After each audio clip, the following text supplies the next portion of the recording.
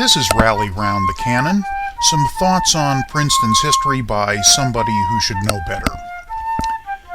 When you're shoveling through 263 years of backstory, which is my peculiar assignment here at History Central, stumbling across a certain amount of surprising data along the way is inevitable. Take the pivotal final game of Princeton's initial basketball season in 1901. A 20-18 squeaker over the Silent Five of New York. Who? Or the enthusiastic founding of the law school in 1846. Huh? But an even bigger astonishment, to me anyway, was the announcement of the Princeton University Archive's current 50th anniversary. I actually thought it was a typo. Really maybe the 150th. For an institution like Princeton, so fixated on its historic role, the Great Awakening, the American Revolution, the Constitution, the Civil War, the Manhattan Project, the Precept, marching bands, collegiate football, collegiate Gothic, yada yada yada yada. For an institution like Princeton, so fixated on its historic role, the idea that nobody began really organizing its historical materials until 1959 is beyond baffling. Why there weren't archives seriously proposed until the Goheen administration is a murky question since, there wasn't a place to keep any earlier archive proposal records, right? Conundrums aside, once Firestone was built in 1948 and the great university librarian William Dix took over in 1952, the Department of Rare Books and Special Collections was begun.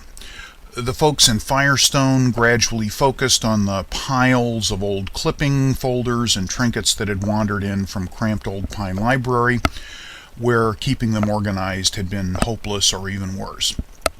So, in 1959, Dix approached President Bob Goheen with a pristine 4-page single-spaced proposal for the university archives, already blessed by the trustees' library committee with a grabber. The perfect man to run it, Halsey Thomas of Columbia, was living in Princeton and would love the archivist job instantly. Since it essentially just involved reorganizing the library's existing treasures under expert supervision, it seemed an unthreatening and highly prudent idea. Of course, as it turns out 50 years later, the cataloging even of some files that already existed then still goes on. Having outgrown the bowels of Firestone, the archives ended up in the stolid but efficient Sealy Mudd Manuscript Library in 1976 on Olden Street, now overseen by archivist Dan Link and his tiny but highly talented band of history scholars. And today, the idea of Princeton being without archives seems loony. So now that we're up to speed on how the archives happened, albeit late in the game, let's move up a level and ask the truly important question, why? No, really, I'm serious. If the actual purpose of a place like Princeton is to improve the world standards of undergraduate education and as a handy byproduct to expand the limits of the known, why would we want to look back? It's the future that's important here. That's literally what the students are, right? Why would the college charter, let's say, signed by our old buddy Governor Jonathan Belcher, be worth a moment's concern for the genomics faculty, much less worth a nice climate-controlled home on Olden Street? Why devote precious finite resources to this? Why not just ship it off to the Library of Congress and be done with it? Now, recognizing this as a legitimate concern, I've considered various comparisons by which we might better appreciate what the archives and historical contemplation generally do for a place like Princeton. My best answer is sleep. Now, not my head hitting the Mudd research desk while reading John McClane's grocery list wise ass. I mean the function of human sleep. The best I can gather, we really don't know why we even do it.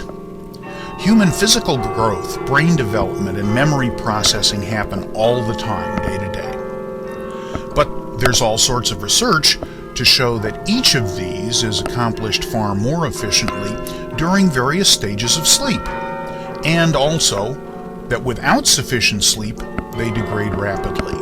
So, while we could theoretically continue to function without sleep or with very little, the result would be a human who wouldn't be remotely comparable to the good sleepers.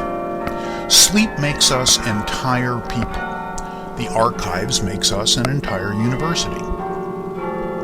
The student songbooks of the 1920s inform the current students and deans. John Marshall Harlan informs Sam Alito and Sonia Sotomayor. Bob Dickey informs Frank Wilczek. Charlie Caldwell informs Sidney Johnson. John Witherspoon informs Wendy Kopp and Brian McDonald and Kit Bond and anybody who uses the word campus. Not because they're towering symbols, although they are to a point, but because they fought and struggled and screwed up and persevered and accomplished in the same ways that people do it now. And they turned out okay. They are the dream state of the otherwise very wakeful Princeton experience. And recalling Princeton's part in the richness of those lives requires an accessible memory like the archives. In fact, it's more than corporate memory, it's corporate conscience, at least when we use it correctly.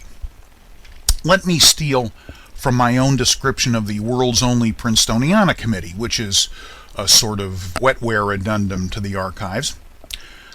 The times, travails, and individuals which gave rise to and nurtured Princeton can serve us very well in the 21st century, but we need to be able to hear their voices and feel their resolve in order for that to happen.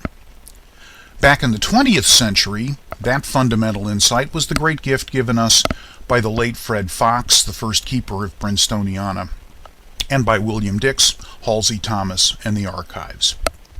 They believed in tradition, in the service of the Princeton community, as a powerful force for renewal and further development and change, not just nostalgia.